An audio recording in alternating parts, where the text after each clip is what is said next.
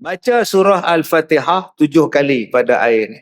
Kemudian baca surah Hud ayat 56. Inni tawakkaltu 'ala Allah rabbi wa rabbikum ma min dabatin illa huwa akhidhum binasiyatiha inna rabbi 'ala siratim mustaqim. Ambil air, sapu muka, masuk. Sebab sekarang ni kita pun tak tahu macam mana apa akan jadi pada masa akan datang ni. Macam-macam ni dah naik kes pula dah. Nah, kita dengar dia pun susah hati pula dah. Mayang jauh-jauh pula lah. Pening kepala kita. Tadi ada satu abang tadi, dia ada glukoma. Dia kata macam mana nak buat. Okey. Tuan-tuan yang saya hormati. Apa benda penyakit pun dia datang daripada perut kita. Maka nombor satu yang kena buat ialah pantang. Jaga pantang makan. Pertama, kalau kita nak makan nasi, boleh. Saya pun makan nasi, tapi saya makan nasi yang dah sejuk. Bukan nasi panas. Sebab Nabi pesan, kalau nak makan, tunggulah makanan tu sejuk, baru makan. Kerana memakan makanan yang panas-panas, merangsang benda-benda yang mati dalam badan kita ni jadi hidup balik. Kalau ada kanser, kanser balik. Kalau kita ada kencing manis akan naik balik. Jadi kalau nak makan nasi dah sejuk sikit, baru makan. Okay. Orang kita dia suka makan panas-panas. Bukan setakat suka makan panas. Dengan dapur pun buat naik atas meja. Bawa dapur gas atas meja, dia celup makan dulu. Dia suka panas-panas atas. Okay. Minum air sejuk tapi panas. Makan nasi panas, lauk panas. Jadi tunggu sejuk. Yang kedua, minyak zaitun. Bagi abang yang ada masalah macam ni, selalu minum minyak zaitun. Minum minyak zaitun virgin oil. Olive oil virgin.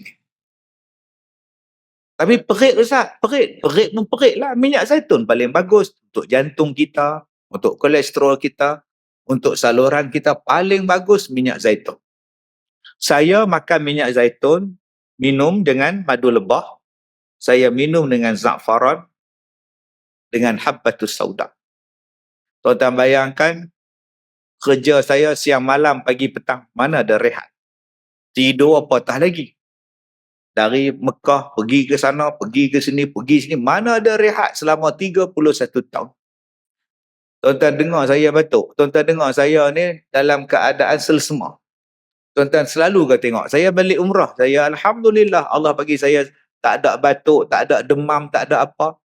Orang kata, Ustaz, sihat Ustaz, tak ada apa Ustaz. Orang tengok saya sihat. Tapi kenapa tak tengok apa yang saya makan? Yang saya makan ialah habbatus sauda. Yang biji itu, pil tu, kapsul saya makan. Yang biji halus saya tumbuk. Saya bancuh dengan madu lebah, saya campur dengan buah pelaga. Setiap hari tuan-tuan. Untuk bacaan gula saya, untuk tenaga saya, untuk stamina saya. Jadi ambil pemakanan sunnah yang Nabi ajar pada kita. Jangan miss minyak zaitun, jangan miss madu lebah, jangan miss habbatus sauda. Tolong minum supaya selsema tak datang. Ni hak COVID ni jatuh hingus meleleh, deria rasa tak ada, selsema. Jadi kalau tuan-tuan ada masalah selsema macam COVID tadi, tuan-tuan ambil segenggam habbatus sauda biji tu, kemudian bubuh dalam kain, buat bunjut. Dan tuan-tuan layarkan di atas api. Layarkan di atas api, atas dapur gas tu tuan-tuan layar. Agak-agak panas, tuan-tuan sedut. Kalau tuan-tuan tak nak layarkan macam itu, tuan-tuan ambil kuali, tak ada minyak.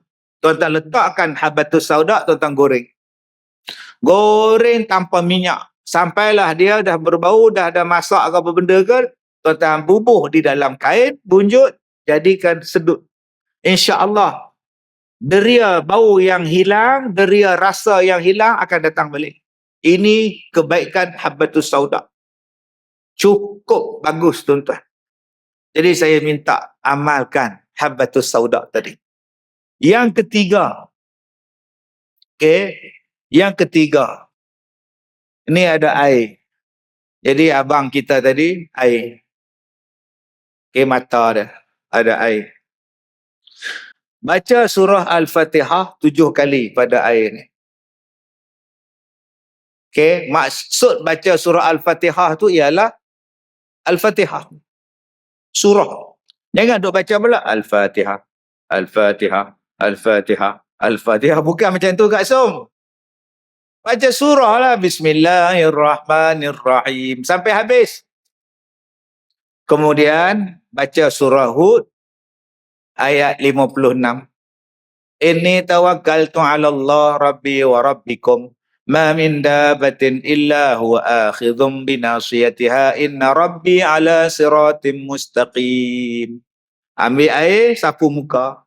Masuklah mata ke apa-apa, baca. Tu. Surah Al-Fatihah 7 kali. Dan surah Hud ayat 56. Cukup sekali selawat jalan. Ustaz duk cerita tentang perubatan pada kami. Ustaz pun sakit. Memang saya sakit. Tapi saya sakit, ilmunya saya sampaikan balik pada tuan-tuan. Memang saya sakit. Tapi saya merawat dengan rawatan biasa, rawatan hospital. Dan saya juga merawat dengan rawatan tradisional. Jadi yang ni yang saya kongsi. Misalnya merawat penyakit dulu, tuan-tuan tengok kulit saya kan. Keluar dalam media, Ustaz Kazim kena penyakit kulit yang kronik. Sampai doktor nak meletakkan nama penyakit saya tu sebagai sindrom Kazim. Tak nak saya. Kalau Masjid Muaz bin Jabal, saya nak lah nama Masjid Kazim bin Ilyas. Banggalah juga. Ini penyakit nak buat apa tak? Penyakit Kazim. Ya Allah. Sebab dia orang tak pernah jumpa penyakit macam saya. 15 pakar yang ambil kes saya. Okay. Bila dia orang ambil daging saya untuk dikaji, ambil kuku, ambil kulit, ambil darah, kaji lah, ambil. Saya tengok dia orang jahit peha saya. Ambil. Janji saya tahu apa ubat dia. Tak lega-lega juga. Okey doktor, sekarang saya nak rawat cara saya. Itu yang saya buat. Jadi kalau ada orang kata Ustaz Kazim tak pergi ke hospital, itu pembohong. Kes saya diambil oleh universiti, kes penyakit saya diambil oleh Institut Kajian Penyakit. Institut Kajian pun datang ambil cek saya. Jadi tuan-tuan, nak mengadu pada Allah. Sebelum dia pun mengadu juga, tapi kita ikhtiar. Bila dah tak ada ambil ikhtiar moden, kita ikhtiar tradisional sambil duk mengadu pada Allah. Bila mengadu pada Allah, minta tolong. Saya baca satu doa Nabi Ayub alaihissalam. Anni massani yadur wa anta arhamur rahimin. Tiap malam saya baca doa ni. Pagi-pagi pukul 3-4 pagi saya baca doa ni. Satu hari saya dapat petunjuk. Dapat petunjuk, dia kata pergi mandi, pergi berubat di Madinah. Cari 2 benda yang ada di Madinah. Saya pergi tuan-tuan. Saya cari sampai dapat dan jumpa 2 benda itu. Saya duduk 3 hari di Madinah. Luka di badan saya kering. Kulit muka saya tidak lagi berdarah. Dulu saya pakai topeng bila saya berceramah. Sebab darah meleleh waktu saya ceramah. Tangan saya ni berdarah waktu saya ceramah. Bila saya ambil wuduk, macam orang toreh badan saya. Dia tak bagi saya ambil wuduk. Bila saya buat di Madinah tu, lega tuan-tuan, kering. Minggu lepas saya pergi lagi di Madinah. Saya pergi lagi tempat. Syukur pada Allah. Jadi, sakit memang saya sakit. Tapi saya kongsi ubatnya pada tuan-tuan. Bukan maknanya sakit biasa. Sakit luar biasa tuan-tuan. Jadi di mana Ustaz berubat? Masa dah tamat. Jadi minta hello jemput lain, kita cerita pula tuan.